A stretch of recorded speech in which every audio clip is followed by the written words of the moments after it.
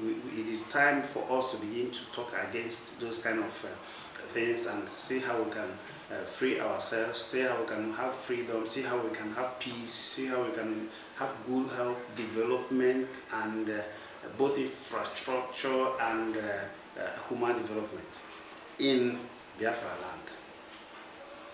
So that is the need. That's what will give you confidence and boldness.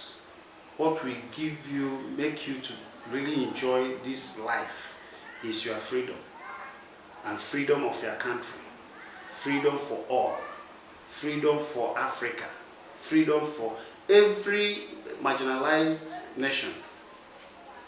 If everybody is free, the world will be a better place for us. So if Biafra is free, the place Biafra will be a better place for Biafrans and their friends.